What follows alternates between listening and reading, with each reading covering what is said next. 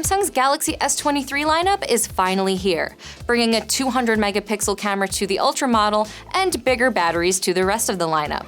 The new phones seem like a modest improvement compared to the Galaxy S22, but they do bring upgrades in areas that count, such as battery life for the regular S23 and storage space for the S23 Plus. The most significant change comes in the Galaxy S23 Ultra's camera, which is getting a higher resolution for the first time in years. The company also made improvements to the selfie camera across the whole lineup. All three phones launch on February 17th and are available for pre-order starting February 1st. The regular S23 starts at $800, while the S23 Plus starts at $1,000. The S23 Ultra begins at $1,200. The Galaxy S23 Ultra looks a lot like the S22 Ultra. It has the same boxy design and a 6.8-inch screen with a 120Hz refresh rate.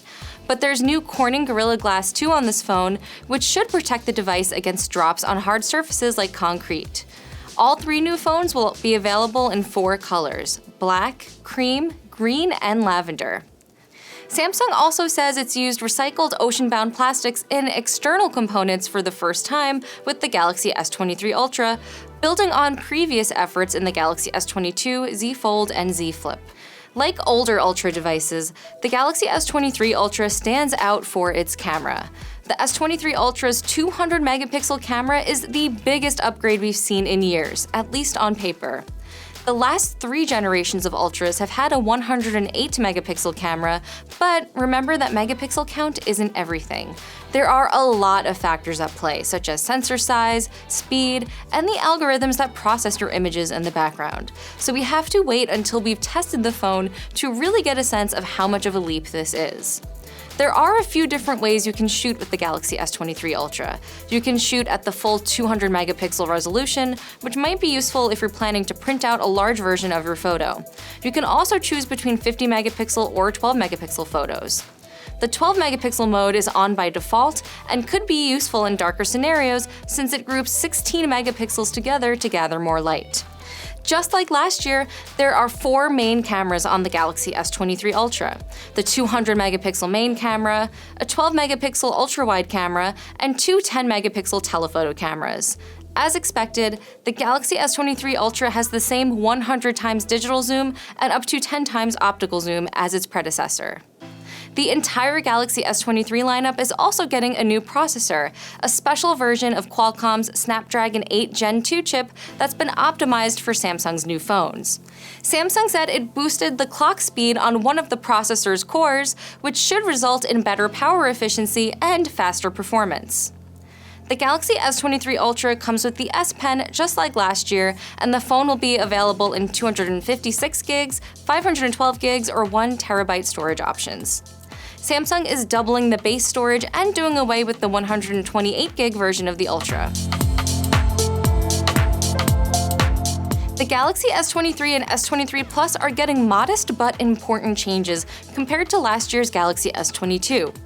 Both phones will have slightly larger batteries, with the S23 getting a 39 mAh battery and the S23 Plus getting a 4700 mAh battery.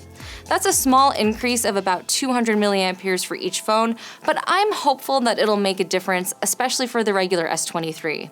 My biggest complaint about the S22 was that its battery life sometimes felt too short to comfortably make it through an entire day. Samsung has also slightly changed the Galaxy S23's design. The camera module located on the back of the phone is gone. Now, both the regular S23 and the S23 Plus will have a floating camera similar to the Galaxy S23 Ultra. I didn't mind the camera bar, but this change does make the lineup look a little more uniform and consistent. The Galaxy S23 and S23 Plus come in the same size options as their predecessors: 6.1 inches for the regular S23 and 6.6 inches for the S23 Plus. Both phones have a 50-megapixel main camera, 12-megapixel ultra-wide camera, and 10-megapixel telephoto camera, just like the S22 and S22 Plus. Even though the cameras seem similar, Samsung says it's made some under-the-hood improvements. High dynamic range should be better at capturing shadows and highlights, and the camera should be able to reduce things like glare more easily. All three phones are also getting new selfie cameras, and you can also access the Pro shooting mode from the selfie camera as well.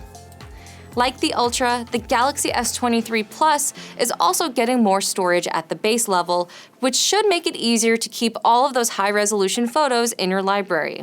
You'll get 256 gigs of storage in the starting model, up from 128 gigs.